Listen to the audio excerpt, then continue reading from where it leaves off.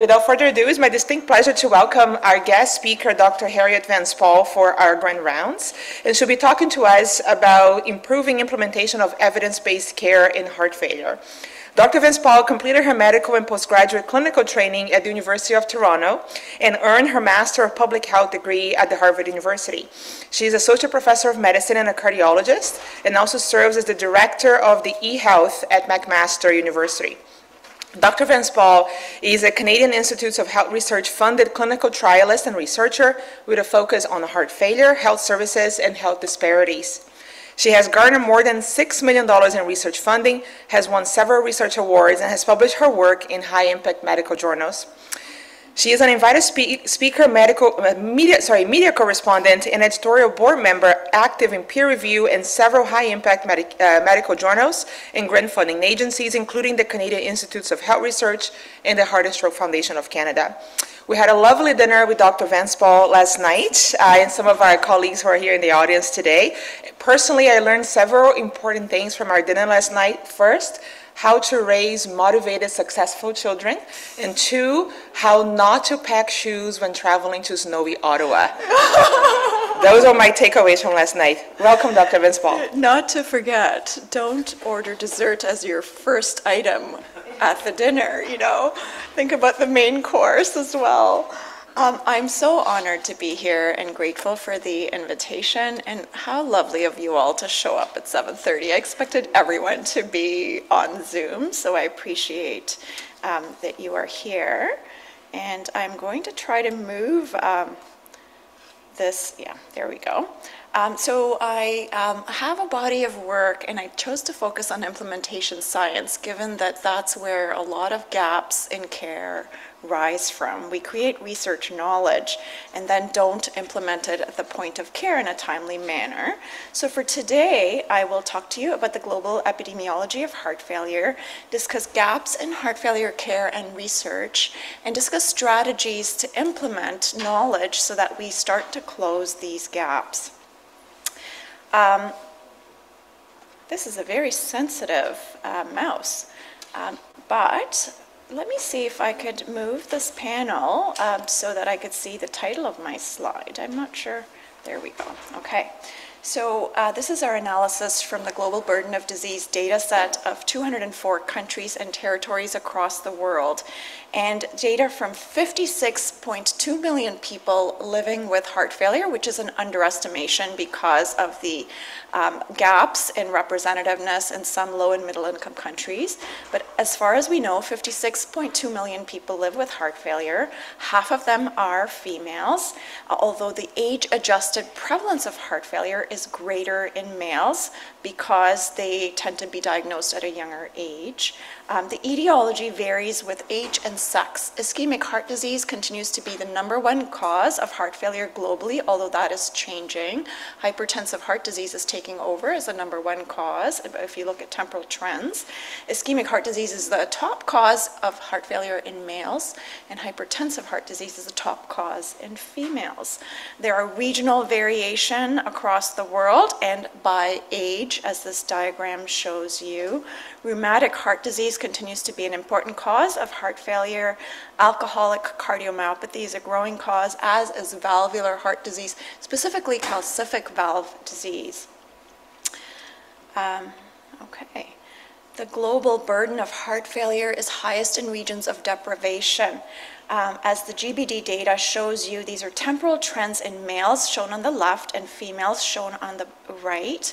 Across the world, heart failure is declining in prevalence and age-adjusted prevalence in high-income regions and increasing in prevalence in low-income regions. So it's a disease of socioeconomic disparity. And as you can see on the right in the dot plot, on the x-axis is socio-demographic index, which is a measure of country economy. On the y-graph is percent change in prevalence. And you see as the socio-demographic index increases, the percent change in prevalence increases as well, so that you have a decreasing prevalence as your country economic status increases. So a huge burden in low and middle income countries. I need to learn to work your mouse, my goodness. And this map shows you the sex differences in age standardized heart failure prevalence, and the global map on the left shows you males and on the right shows you females. And so the age standardized prevalence is high across the world. It's higher in high income countries than low income countries, and slightly higher in males than females. And the trends on the right show you that hypertensive heart disease is increasing as a cause in both males and females. Calcific aortic valve disease, although a relatively smaller cause of heart failure, is growing in leaps and bounds. So all the TAVR people are probably excited about this. Ischemic heart disease, we tend to be managing better through medical therapies as well as interventions. And degenerative mitral valve disease is also decreasing in prevalence. Guideline-directed medical therapy can improve outcomes, and it does improve outcomes. But of course, only when used, only when prescribed, and only when consumed by our patients. This is our summary of heart failure trials across time and shows you 2 or 3 key take-home messages. On the x-axis is the risk, okay? It's event rate per 100 patient years. On the y-axis is absolute risk reduction. And you see a few key concepts come to life. As the risk or event rate is high, or as it increases, the absolute risk reduction decreases. And so this is something conceptually we need to understand. So when an intervention is associated with a big absolute risk reduction, consider what the event rate is. And what you can see in this plot, which is sort of a historic plot, is that in the early era trials, shown at the top end or at the right end of this graph, the event rates were high and the absolute risk reduction was high. And as time has gone by, the event rates have decreased in the control group, right? And it shows us that as you add therapies to the control group, right, you're treating heart failure, your event rates decrease. So what we see is not only that these drugs reduce risk, but over time, the event rates in our patients has decreased. There are drugs that are touted to be ineffective because the patients, that the event rate was too high, they were high-risk patients. Really what you need to see in an effective drug is that when your event rate is high, the risk reduction should be high. So as you can see in this plot, a third concept comes to life, that the effective drugs are all sort of give you a bang for your buck. You have high absolute risk reduction when your event rates are high. And the drugs that are less effective, despite having high event rates on the x-axis, you could see in our plot, you don't get much absolute risk reduction, right? So the Vericiguat, which is a soluble guanylate cyclase stimulator, cardiac myosin activator, omecamtiv mecarbil, are less effective therapies and not among our first-line therapies. So 4 pillars of heart failure therapy, as we all know, ARNI, ACE, or ARB, beta blockers, MRAs, and SGLT2 inhibitors. And our guideline committee, on which I sat as a member, has recommended that we start all 4 pillars simultaneously, rather than the historic approach of layering one therapy after another, which really delays getting patients on these life-saving therapies. And then there are second-line therapies as well. But even our first-line therapies are underutilized, and we certainly have evidence now that they're effective not only in HFrEF, but also as the EF moves towards normal. MRAs are effective through to the low 50s, as we saw in TopCat in the Americas subgroup, as are ARBs. Paragon Heart Failure demonstrated the efficacy of ARNI, and you see that the effectiveness persists through to an EF of around 50 to 55%, at least 55%, and there's also sex differences. So for females in particular, RAS inhibitors continue to be effective at the higher range of the normal EF spectrum than males. And as the pool analysis at the bottom shows you, SGLT2 inhibitors are also efficacious through the entire continuum of EF range. So all of our therapies, that we provide in the HFrEF population should be offered in the mildly reduced population, and certainly at least through to the lower end of the normal EF spectrum. We had a review in Circulation about the efficacy of heart failure therapies across kidney categories. So we now know these drugs are effective across EF. They're also effective across EGFR, at least down to a stage 4 EGFR or kidney disease. And so chronic kidney disease portends a bad prognosis in heart failure.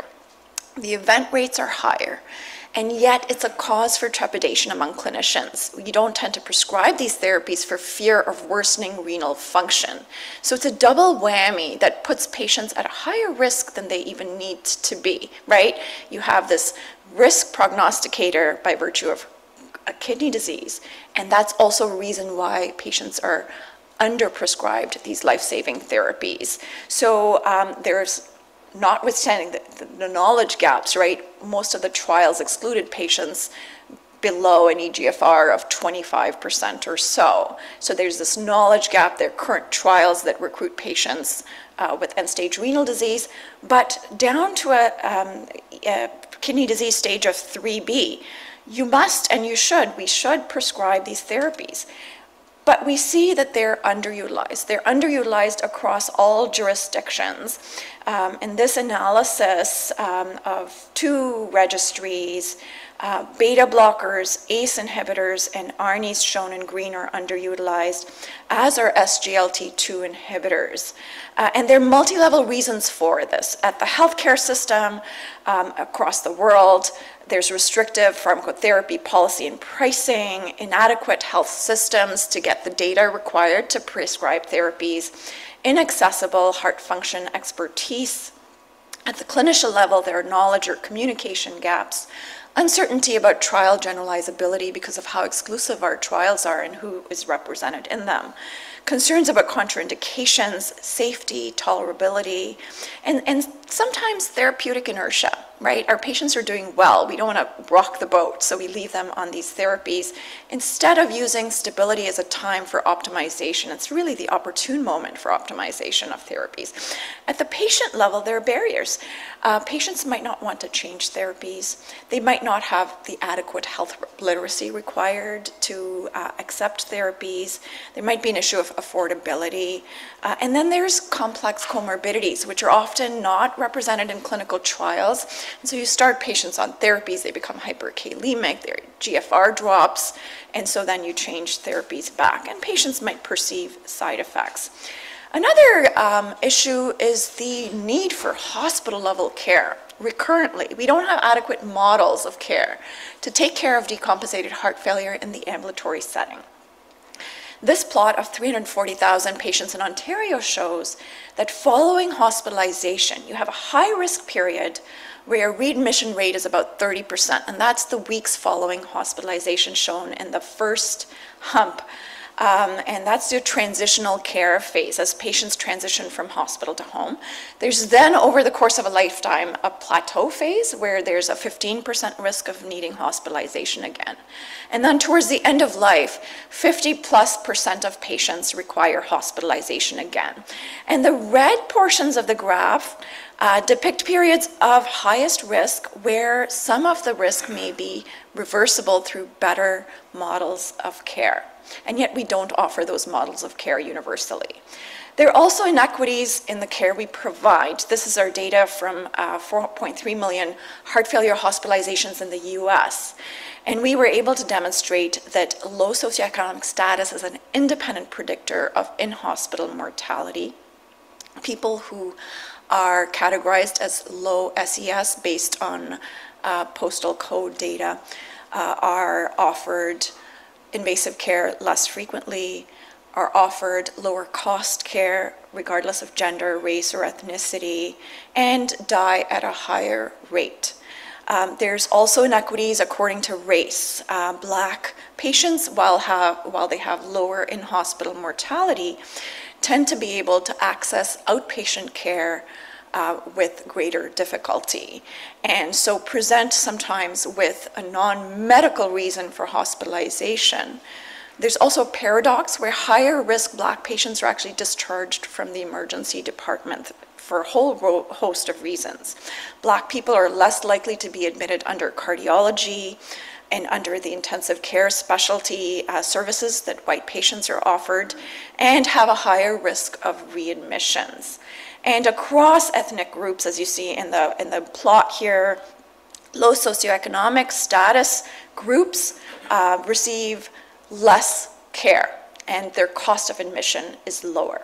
There's sex differences in the care received and in demographics. This data of ours shows that females relative to males hospitalized for heart failure are much older.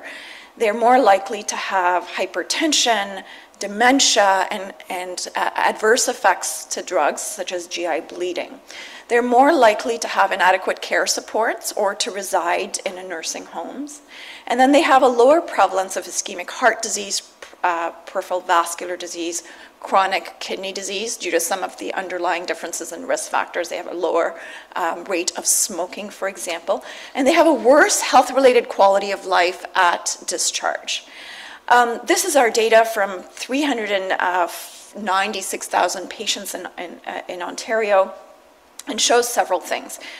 The line graph to the right shows you that at the end of life, the last 6 months of life, more than 80% of patients require care in the emergency department. They have recurrent emergency department visits. And very commonly, more than 75 to 80% receive hospital care. This is discordant with their wishes. Patients want to die at home and receive ambulatory care. And yet our models of care revolve around inpatient care. They experience care in the last 6 months of life from more than 10 physicians. So there is this discontinuity between care providers. And ICU admission, mechanical ventilation, dialysis are more common than they ought to be. Okay, so some of this care may be futile. What we see in the graph on the left is that a majority of patients continue to die in the hospital.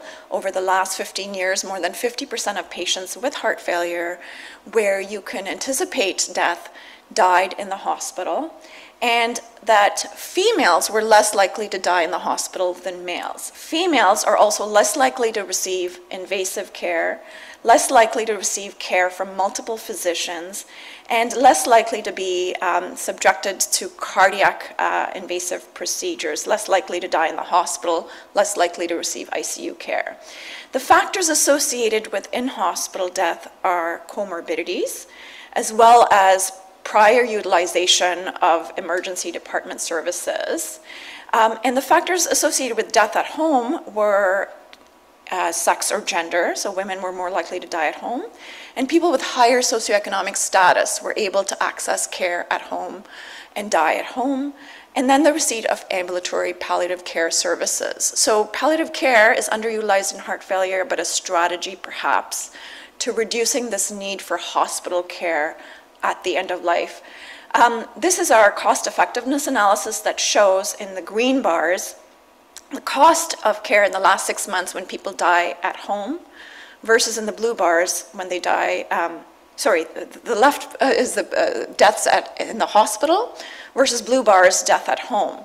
And we accumulated the costs that occur in the last 1 month, shown in the very left, and the last 6 months of life. And you see that the costs escalate with hospital use and with death in the hospital, because the most expensive care episodes happen to be those last days of life, right? And so it's such a paradox that we offer all this invasive reactive care when people are dying, right? And perhaps we need to do a better job recognizing when people are dying and offer more holistic care that's also more patient-centered and more cost-effective from the healthcare perspective. So what are the interventions that actually improve care? We did a multi-level analysis and review of trials and observational studies that tested different interventions that aimed to improve care in heart failure. The first are the policy level interventions. Financial penalties and incentives are very commonly used, right? We had the QBP program in Ontario. This is analysis of the hospital readmission reduction program in the US. It was implemented in 2010, and hospitals that had high readmission readmissions were penalized. And so this was meant to incentivize good heart failure care. However, the policy didn't account for death as a competing risk, right? If patients die, they're not going to get readmitted. They also didn't account for socioeconomic causes of readmission. So hospitals that were in low-income areas were penalized because patients, for socioeconomic reasons, had higher rates of readmission. And what you see here is after 2010, which is shown in the first dot period, the death rates actually started to climb. So readmissions decreased, but they did so while death increased. And so it highlights that you need to account for death rates when you penalize or incentivize reducing readmissions.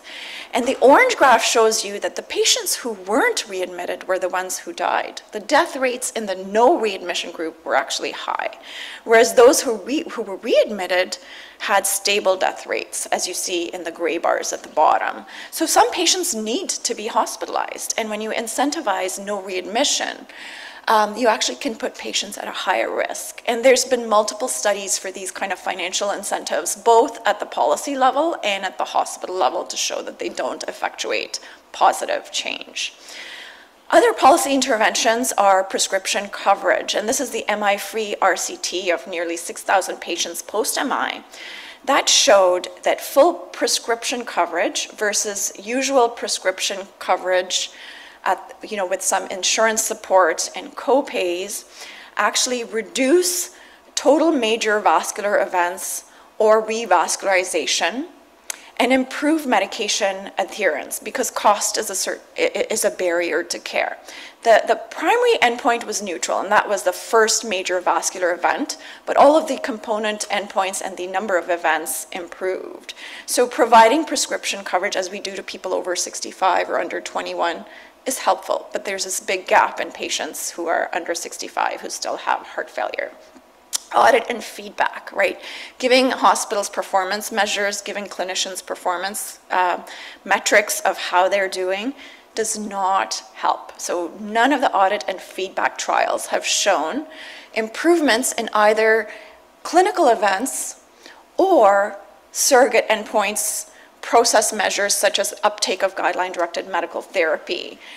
This is a cluster randomized trial of 161 hospitals, Connect HF trial, and show that randomizing patients to audit and feedback and education level interventions, education interventions at the clinician level, did not improve the primary composite endpoint of heart failure rehospitalization or death when compared to usual care. And think about how much we invest in educating people, right? We say they have clinical inertia, we're going to educate them. Everything is aimed at educating or saying to people, you're not prescribing this drug or that drug. Ineffective, right? And we see that not only through this trial, but also through the Get With the Guidelines heart failure trial, which was another cluster randomized trial of 165 hospitals in the US that provided quality improvement interventions such as audit and feedback, education toolkits, and this was sent at every quarter to participating hospitals. And it did not improve the primary composite endpoint, nor the process endpoints of uptake of guideline-directed medical therapy. So the composite endpoint was actually a surrogate endpoint. It was a quality score. The trial was well-powered to change the surrogate endpoints. It's harder to move clinical endpoints like death or hospitalization. But even so, there was no change. This is a trial I led, testing the effect of a transitional care package that included education for patients, nurse home visits, and heart function clinic visits for patients who were deemed to be at high risk of readmission versus usual care. This cluster randomized trial did not show a statistically significant difference in time to first composite readmission, emergency department visit, or death at 3 months. The hazard ratio was as close to 1 as you could possibly not want. But it did show that there was a reduction in emergency department visits at 30 days, and this has been a persistent finding. It was a finding at 6 months, and we're doing long-term analysis, and it's under embargo, but the benefit persisted in the long term. But a lot of the other clinically important endpoints did not change with the intervention. We did find sex differences such that while the intervention was not effective at improving clinical endpoints in males, it improved clinical endpoints in females. Why? When we measured the process measures, we found that at baseline, males are usually referred to home care or heart function clinic visits at higher rates than females usually are. But with the intervention we offered, females referrals caught up to the male referrals. So they may have received services that they don't typically receive without interventions such like this, that provide algorithm-based care and take out some of the bias that we have at the point of care. And also females were older than males. They were 5 years older. They tended to have less familial supports. So support care, interventions that support females may have been more effective given the lack of support at baseline. So we found a 17% risk reduction in females that we didn't find in males. And we found that universally, patient-reported outcomes were improved in both females and males. And this was at 6 weeks through to 6 months, that the discharge preparedness, the patient's perception of quality of care, and their health status or quality of life improved at 6 months following the intervention. So certainly some benefits, right? Patient-reported outcomes improved, but the clinically relevant outcomes did not. And we're now doing cost analysis. What we found is that both the intervention and usual care groups had the same uptake of medical therapy with the transitional care intervention. And what I hadn't done with this intervention was provide an algorithm to up-titrate medications. We provided the guidelines to clinicians, but left it up to them to up-titrate medications. And what we saw is, despite all of the services that we delivered, the medications stayed the same. And that may have been why the clinical outcomes were neutral. So we've talked about policy level interventions, institution level interventions. What about patient level interventions? This network meta-analysis of ours showed the comparative effectiveness of different models of care at the patient level. And at the patient level, in explanatory trials, these are trials that are very restrictive, unlike the cluster trials I just showed you, where everyone with heart failure gets referred to these services. At the patient level, when you choose the right patient, then heart function clinics and nurse home visits could be effective in reducing all-cause readmission or death. And it's really this analysis that preceded the PACT-HF trial, because based on these results, we then designed the intervention that we delivered across hospitals. But we found that what works in an explanatory trial by cherry-picking patients doesn't work when you implement it at the healthcare system in the same manner.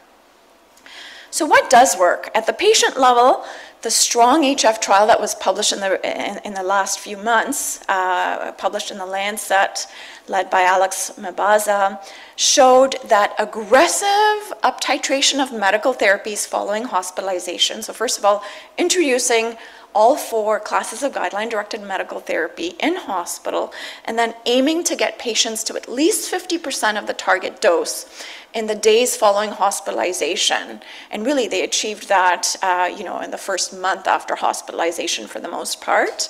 Reduces all-cause death or heart failure readmission with an adjusted risk ratio of 0.66. That's pretty phenomenal, more than 30% reduction, driven mainly by heart failure readmissions, which is an important endpoint to move. There was uptake of all of the classes of guideline-directed medical therapy, except SGLT2 inhibitors, which weren't really in the marketplace when this trial was run. But all of the other therapies improved. In particular, RAS inhibitor uptake was terrific, 55% versus 2%. But really, all of the classes improved substantially. Beta blockade, 49% versus 4%, MRAs 86% versus 46%. So instead of focusing just on the kind of health service model, focusing on the medical therapies that are proven effective and trying to get them to target dose quickly can improve outcomes. And then there are other things, such as EHR alerts that send physicians prompts at the point of care through the EHR.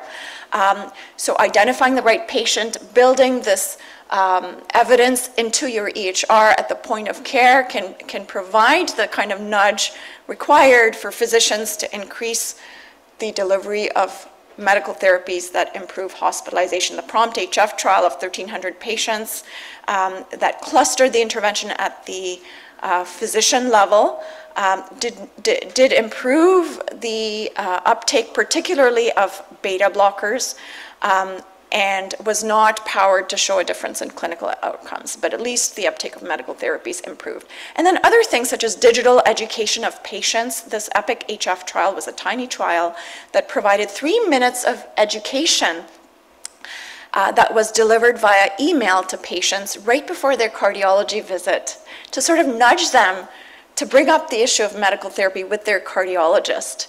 And it had showed a significant increase in the uptake of medical therapies, particularly beta blockers, to target doses when patients were activated to bring up the issue of medical therapy. And this is another trial that I'm leading. It's the Victory-HF trial, which tests the effect of a completely virtual model of care for patients following heart failure hospitalization, where we aim to up-titrate medical therapies in an algorithmic manner, and it's all digital. So we provide simple, scalable tools, Bluetooth-enabled blood pressure cuffs and weighing scales, and remote visits so that we reach patients in rural regions who are not in the vicinity of a face-to-face heart function clinic, and we bypass all of the wait times associated with waiting to get into a heart function clinic. And we are looking at the primary outcome of composite health status and all-cause emergency department hospitalization or death. And it's a model of care that focuses on health equity, so it's accessible. We provide all of the tools needed. For patients that may not have data, we provide cell phones with data plans as needed for the video encounters.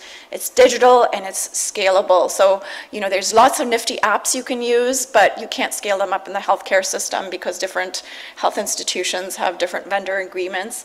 And so we are incorporating evidence, centering it on patients, adapting it to each healthcare system. It's a pragmatic trial, and embedding it completely in the healthcare system using the usual healthcare clinicians without employing research-specific staff. And really, the gaps in implementation over time has been because interventions aren't built into the healthcare system. We have this traditional model of phase 3 trials where we derive knowledge based on randomization, right, and treatment effect. And then we think about phase 4 trials, like how are we now going to implement it? And then you get the registry data and the post hoc safety analysis.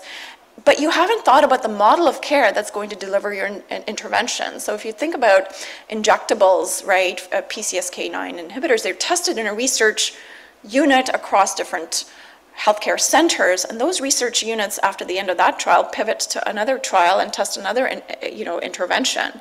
But then who's going to deliver these injectables in our healthcare system? So trying to think about implementation during the phase 3 trial might help shorten the gap because you've also tested the model of care through which this intervention is going to be delivered. And you can use the data to drive knowledge, to drive practice, and in doing so, collect more data in a continuous cycle, which is the model of research that we conduct in my program. So the trial factors and gaps include the way we design trials, that we don't think about implementation, and also other things that are specific to the trial, such as limited generalizability. In this analysis of ours, we looked at people living with heart failure across the world. 70% live in low and middle income countries, but less than 10% of patients recruited into our trials are recruited from low and middle income countries. And there's a huge gap, particularly in Africa and Asia. And a lot of drugs are not developed for those markets. So there's marked global health inequity. There is underrepresentation of females in clinical trials. And this analysis of ours of think it was 317 trials over 20 years.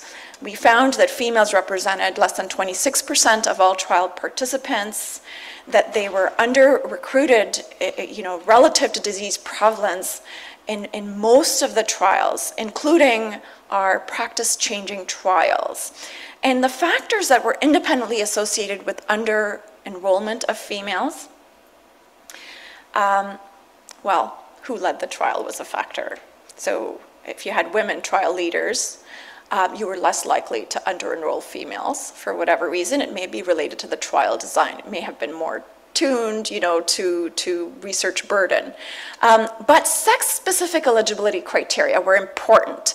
And my first publication as a student, and maybe I have a slide here, was looking at eligibility criteria and exclusion criteria. And I found that a vast majority of exclusion criteria were not justified in the context of the trial, the intervention based on biologic data and plausibility. And pregnancy, lactation, the possibility of being pregnant, being in childbearing years itself was an exclusion for trials, even trials of recreational exercise, right? It's just a verbatim criteria that all of us accept. And we have to start not accepting this because in reality, there are huge data gaps that limit the care we provide women in childbearing years. And so this is something actionable that we can change, right? And we developed a justification scheme that I'll go over. We also found that Black, Indigenous, and people of color are underrepresented in most trials. That again, the gender of trial leaders was associated with this underrepresentation. So trials led by at least one woman, regardless of funding, region of enrollment, type of intervention, we adjusted for all of that, was associated with an 8.4% increase in Black, Indigenous, and people of color in the trial as participants. And while the enrollment of women in trials has not changed over time, over 20 years, the enrollment of Black, Indigenous, and people of color is improving. And why is it important? It's important from an ethical perspective because people who participate in trials have improved outcomes even when they're randomized to usual care. They receive closer monitoring. It's important from a health economic perspective because trials and the infrastructure around trials create the infrastructure for healthcare delivery and are associated with improved models of care, improved infrastructure, the presence of biobanks, the presence of more high-tech care. And it also creates evidence because there are some issues around physiology, body size, pharmacokinetics that differ between patients, differ between males and females, differ in pregnancy, differ in lactation, differ across racial groups. And we need to know the effect of drugs in all people suffering from the disease. We need to know the safety in all people without waiting after implementation to see, this group has higher bleeding risk, or this group is not as responsive to ACE inhibitors. And so from an ethical perspective, we need to be more inclusive. And this is the analysis I mentioned where a majority of RCTs excluded patients based on common medical conditions. The exclusion of women is not because we say we want to exclude women. Oftentimes it's due to sex-related eligibility criteria and also comorbidities that are more common in women. Cognitive dysfunction is a common reason to exclude people from trials. And women have more cognitive disability when they have heart failure, for example. So we need to be a little bit mindful of what our exclusion criteria are for, because in this analysis of 2,700 exclusion criteria, we found that less than half of all criteria are actually justified in the context of the trial. And we recognize that having restrictive criteria offer benefits, right? We're able to have precise treatment effect when we have homogeneous populations. We can minimize the adverse effects, right? We know now through observational data that people with kidney disease, for example, on dual antiplatelet therapy and anticoagulation are at higher risk of bleeding. But if we include those patients, then we know in the trial that they're at higher risk of bleeding. But trials are designed to maximize your treatment effect, minimize your adverse effects, and so we want to pick the safest, best people for our trials, and we need to kind of run trials in a different way. But by cherry picking people, we have shorter, quicker, less expensive trials. There's less legal risk to the investigators, and you can capitalize on whatever resources there are by concentrating trials in the regions that are already represented. But by having pragmatic eligibility criteria, more inclusive trials, you have the sample size to run more meaningful subgroup analyses. You need balance between subgroups to run subgroup analyses. You can engage historically underrepresented and marginalized groups in the trials to enhance engagement with our healthcare system, trust. You can offer direct benefits of trial population to all kinds of demographic groups. And you can create infrastructure in regions that lack infrastructure for research and healthcare. And these include rural regions, isolated regions geographically, and regions in low and middle income countries. And then we can start building trials and designing them for implementation. So how do we design these trials, right? At the policy level, consider what regional, economic, and policy barriers and facilitators you might have to implementation, and build those barriers into your trial. Address those barriers in the way you design the intervention. Understand the organizational culture and operational environment. What structures and processes are going to serve in your favor, and what are going to be barriers to implementation, and sort of work around them in the trial design. Understand the priorities of the clinicians. So in a fee-for-service system, if you add an intervention that's going to prolong the care time that the patient, that a clinician is going to take to provide the care, you probably won't have uptake. So you have to streamline and think about the priorities of clinicians, understand what's important to patients and caregivers. What characteristics will impact their ability to engage, to follow up, with your intervention over time. And then in the intervention design, is there evidence to support it? Does the intervention match the goal of the healthcare system? Can it be scaled? Can it be sustained? If you test a high-tech digital tool, but there's no way to integrate it into your EHR, and there are vendor agreements that preclude its uptake, then probably find something that's more scalable if you really want to impact care in the long term. And then how do you design trials that have minimal research burden? Thinking about women and their caregiving roles for children, for spouses, for their parents, that might be a reason why they don't consent to trial participation. So how do we embed trials and burden patients as least as possible? And I was saying to Peter, that my trials have all been digital, including data gathering, right, without people having to come for face-to-face visits, because it takes that load off patients and clinicians. If you can integrate your clinical trial with administrative data sets, do so. If you can collect data remotely without patients having to come in, do so, because you'll get better engagement. And then how do you measure process? So there's a concept of efficacy, implementation trials where you both, and this is the kind of trial I run, where you both test an intervention, but you're also measuring implementation during the trial and fine-tuning things for better implementation by the end of the trial. And then select outcomes that are important not only to the healthcare clinician, but also to patients and the healthcare system, include patient-reported measures. And then using digital health to really embed your trial in the learning healthcare system. So this is a figure of the kind of work we do where our trials are embedded in the healthcare system, and we also collect digital data. And we can use that in real time to develop machine learning algorithms to predict risk, to phenotype patients.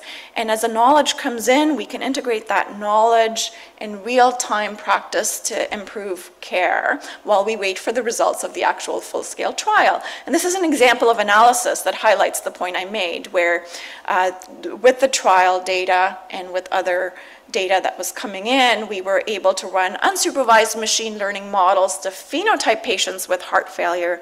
And we found that simple phenotypes like valve disease, coronary disease, COPD, sleep apnea can risk stratify patients better than traditional prognosticators like EF. And so this analysis showed us that there were 6 main phenotypes of patients, and the graph at the left shows the separation of each phenotype for the outcome of all-cause death or hospitalization versus the graph on the right, which shows EF categories. So you could see that EF doesn't stratify risk the way that simple phenotypes can. So just a way of showing you that you can do all kinds of analysis when you embed trials in a healthcare system, and it's just one example of analysis we've done. The other things is to think about exclusion criteria, and I won't go through all of this, but we just published this week the cardiovascular clinical trialists' call to action to design trials for implementation and for inclusivity, and you can reference this document if you are designing a trial to assess how justified your exclusion criteria are, because we really want to represent age, comorbidities, sex, gender. Gender is another whole issue, right? We're so binary in the way we classify gender and analyze data, and we don't even collect gender in the appropriate way. We don't ask people what their perception of gender is, so that's a huge knowledge gap. Geography, race, or ethnicity. We need to make sure that our trials are designed for everyone, not just for men. And not just for men who are white, that's the reality of who continues to remain represented in our trials. And we have a multi-level strategy that includes cultural competence, diversity in frontline people, competent ways of communicating with people. Some cultural groups want their family involved in the consent process, and we're so trained to think about the patient and the patient's preference. Some people want their spouses involved, and we need to be culturally competent. We talked about eligibility criteria, their process issues in terms of how you collect data, how you burden patients, how you remunerate patients for their time, trial leadership, diversifying our workforce, giving women equal opportunity in our workspaces, creating research institutes that offer salary support to both men and women. These sound like archaic things from the 60s to talk about. Some of us still struggle with it. Having performance-based metrics for advancement, for sponsorship, for mentorship. Clinical trials are hard to run, and it's a lonely job when you're doing it as a silo without institutional support that's equitable for everyone. And then there's people of color, they're Black and Indigenous people who we don't even see in our workspace. I mean, I look at our medical school class and I think, where are all of the Canadians I see in real life? Not in this medical class, not in this group of cardiology trainees. So there's so much we need to do. And then at the reporting stage, we need to start reporting sex and gender, race and ethnicity outcomes, because that makes us more mindful, and we think, wow, there's only 1% Black people in my trial, what do I need to do to be more representative? And sometimes if you're recruiting from an area that's homogenous, you're going to have homogenous people. There's context that we need to keep in mind as well. So in summary, heart failure has a global burden. 56+ million people live with it. Half of all are females. A majority live in lower and middle income countries. Hypertensive heart disease is a growing epidemic that we need to stamp out. And we need to think about primary prevention of heart failure to really deal with the burden of heart failure. There are regional, sex, and racial disparities in care and research representativeness. Health system interventions that don't improve outcomes are financial penalties or incentives. Audit and feedback, telling people you're not doing well, that's not effective. Transitional care in and of itself can improve the patient's experience of care, but doesn't improve clinical endpoints unless we provide a focused intervention that also improves guideline-directed medical therapy. And the interventions that do work, making drugs affordable and accessible without patients having to pay for them. At the patient level, activating them with information, using digital health tools to get them to raise the issue of drug therapies with clinicians. They keep it real. At the institution and clinician level, rapid up-titration algorithms for guideline-directed medical therapy, and EHR alerts at the point of care, although we recognize that when you get 10 EHR alerts, you tend to kind of just ignore them over the long term, but at least in the short term, it tends to work. And then we need to think about designing trials for implementation so that we are a step closer to implementing the findings of our clinical trial and translating knowledge to action. Thank you so much for having me. I'm happy to take your questions.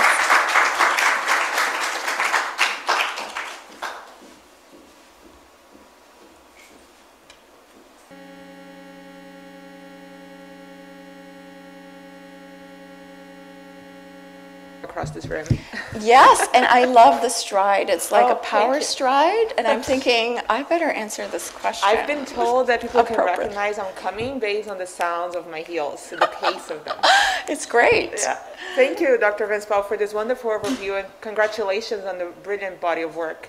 I'm going to open to questions here in a moment from the audience and also here and online, but I also wanted to start with a selfish question of my own.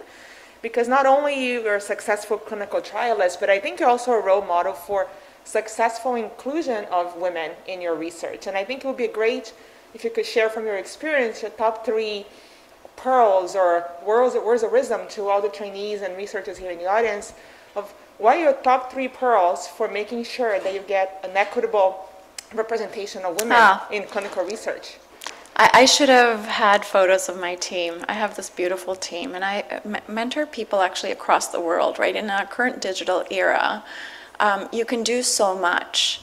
And in my own struggles, I just focus on how amazing it is that all of us in this room, has a capacity to change the journey of other people in a way we would have wanted to have ourselves. And so I have 22 mentees at the current time, that I'm their primary research supervisor for, and a vast majority are, they're diverse, and there's diversity of thought. There's diversity in demographic groups. There's diversity in experience. There's some junior folks getting these circulation publications. They have bachelor's degrees, and I write and rewrite and write and rewrite, and and then there's people who are more skilled that require less, and so there's this richness that comes from having people across all walks of life. I don't have any criteria, but I want to make sure that I think about where the person has been. And so many people who turn to me for mentorship have never, actually the vast majority of my team have never had a publication. And at the same time, I get requests from people whose parents are colleagues. And I know the people whose parents are my colleagues are going to do fine without me. And some other people need me. And so, I think this is equity in action in the sense that you invest more in the people who have less. And out of my own funding, I've started a clinical trial diversity program, bringing people, this research is research. But what it made me do is think about people in Africa, in Asia, and South America. And I actually sponsor their travel, their move. And I have fellows now from across the world who, how blessed are we, right? Who without us would be in little places where they have never had research exposure. And now we have the capacity to have that person go back and create a hub of research that becomes something bigger than a clinician in a village in, East Africa. So I'm deeply invested in this. And it's a way to kind of move not only, it's a way to kind of bring a vision to life. Research, we create knowledge, but it's also a mechanism to write some of what we see in our journey for people like us, but also people who have it so much worse than us in many ways. And so, that's what drives me sometimes. And that's what I focus on a weekly basis. Was that your question? I don't know if I answered your question. I don't have any Beautiful criteria. words in how to walk the walk, so I very much appreciated that. I'll pass on to Dr. Beanlands for a question. Hariette, thanks. I'll join Taze in congratulating you on like a really impressive body of work. Great presentation. Thank you. You're so kind. Thanks for coming. And thanks for the important message that you've conveyed. Hopefully we can make changes to enable some of those things. Well, you have a very progressive culture here, and it starts from leadership. Culture starts from the top. It's much easier to impact everyone's journey when you are a leader with a mindset that's progressive. But culture can also be changed from the bottom, as I'm trying to do, but it takes a lot of effort and a lot longer time. So, wow, first of all, your leadership, Dr. Beanlands, and your leadership, Dr. Liu, is very directly tied to the people who were out last night, the people at your institute who are winning grants with institutional support and institutional networks that are not left alone to figure out their journey, right? So you walk the walk. Yeah, I'll throw in Dr. Messana and Dr. Burney in there. So they're helping us in their leadership capacities as well. I do have a couple of questions. The first is a trial question on the time to event as an event, because we often focus on that. We've done it in our studies and so on, but patients, that first event, maybe you can't do anything in your intervention trial. You can't do anything about what's going to happen in that first event. Mm-hmm. Like the path is already set. But the second or third or fourth event, and we're not necessarily capturing that. So maybe to comment on whether we should be looking at some of that. I know some people are doing that, but yeah, a comment on that. So we collected those as secondary endpoints. You have to pick a primary endpoint and you have to pick secondary endpoints. And the trial is designed for your primary endpoint. And then the secondary endpoints, there's multiplicity. You're testing multiple things without accounting, without changing your alpha. And so we did measure the number of events. It was all consistent. And you saw a reduction in time to ED visits, and the number of ED visits also decreased. But that's important. And the current trial, actually, I'm using the win ratio, which allows you to very efficiently analyze data. And your primary composite endpoint, which is time to first ED visit or death or hospitalization, those three things aren't equally weighted, in real life, right? A patient would rather visit the ED department than die.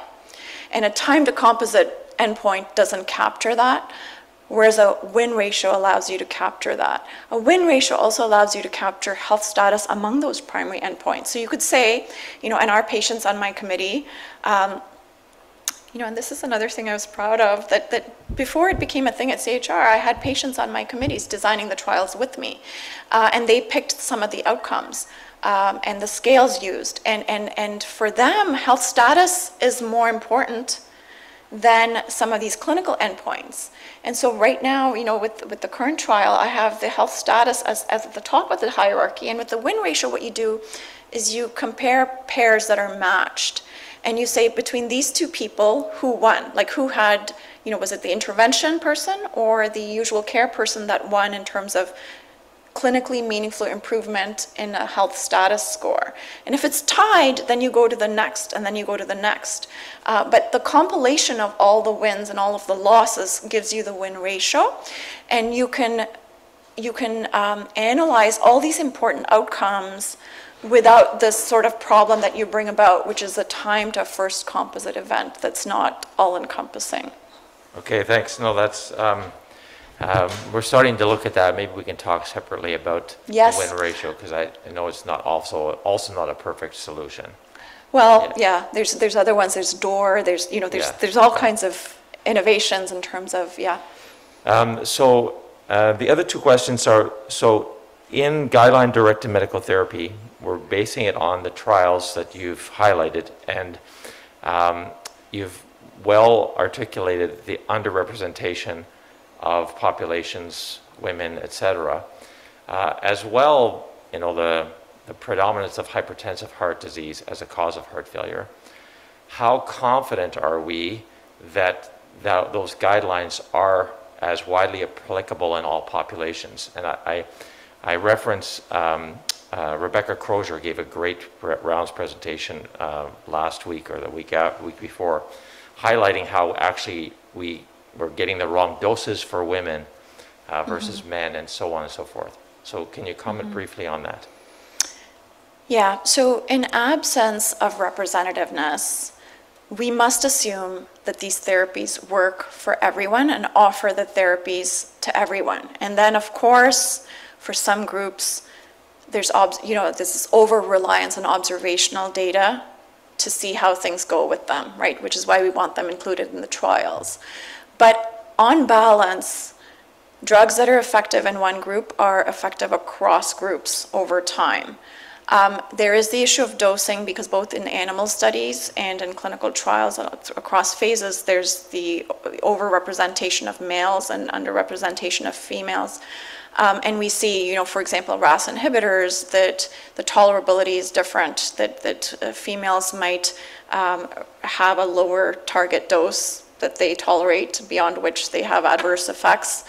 We see this in anticoagulation across ethnic groups, that some groups tend to have adequate treatment effect at a lower INR, higher bleeding rates at higher INRs. And so while trials aren't generalizable, what we don't want happening is saying, there weren't enough Black people in this trial, so I'm not going to offer this therapy to Black people, sure, right? But we know even in that group, there's a different, there might be variations in treatment effect due to ancestry to ACE inhibitors, for example, and other drugs. So general principles apply treatments to everyone, keeping in mind that devices are designed for bigger bodies, and so you have bigger complications when they're offered to smaller bodies, and a lot of those smaller bodies happen to be women, and I'm not, was there another component to that question? So generalizability is an issue. I'm going to let Peter. Yes, because he's pacing now. He's like, Rob, finish up. Yeah. Go ahead, Peter. Yeah, so that's a fantastic, overview of where we've been, and of course, where the challenges are today, right? It's so important because we have, wonderful science, unless we truly able to make a difference at the bedside and around the world, right? So it's really actually very limited in terms of impact. And so but I think, it's to kind of give benefit of the, to the previous trials, right? A lot of these are FDA mandated trials, so, actually these are efficacy trial, so indeed we have the evidence, so the question is how to apply them, so as a broad population as possible. So we've been thinking of two things. One, I guess the way I think about implementation is that there are all these barriers you mentioned, in the local level. It's like driving down Highway 401, right? You have the design problems, you have, the terrible driver, you have the people who don't pay attention, right? So all these different barriers at the local level, at the, at the individual level, at the institutional level, at the policy level. So unless one can actually address the barriers, because all you need is one barrier, right? The traffic stalls. And I think that's probably why some of those these real world trials implementation can be negative, because, you address the certain barriers but left the others, right? So this is where the challenge comes in.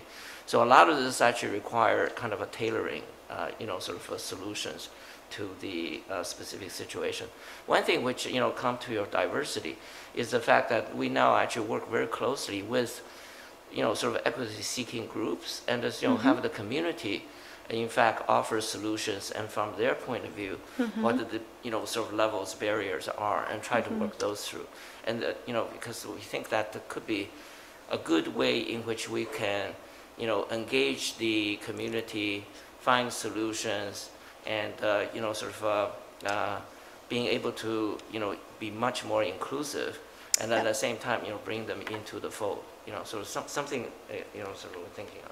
Yeah, I have it here. I couldn't go through all of the things in this in this document. It's worth it because FDA this week has made, I mean, they've always in the last few years had this issue of representativeness, and they're getting stricter about it.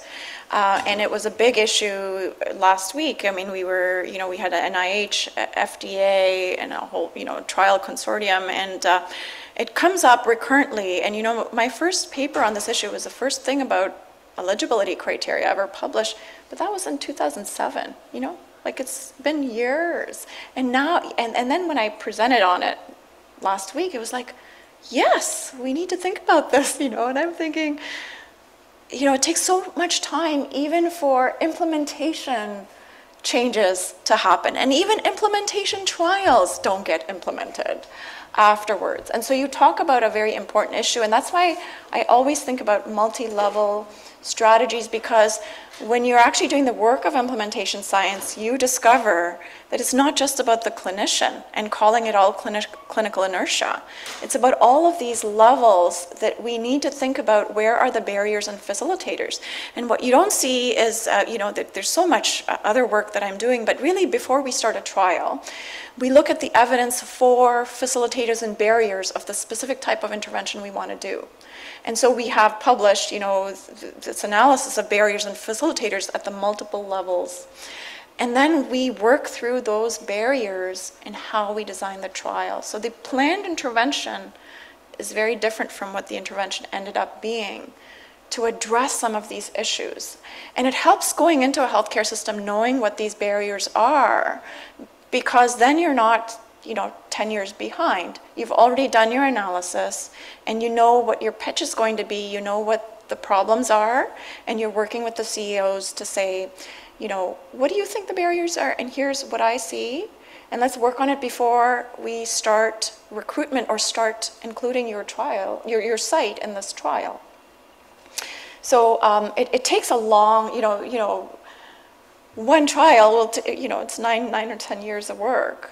And then you get one big paper. Which is why people do a lot of, observational studies. But yes, it's kind of a labor of love, and it's very complicated working within a healthcare system, because most of the people in the healthcare system, to be honest, don't really care about research, and they think that research is sort of completely contrarian to healthcare, right? And you have to kind of build the vision of, no, I'm going to help you improve your hospital metrics or whatever your vision is, which takes time and relationship building.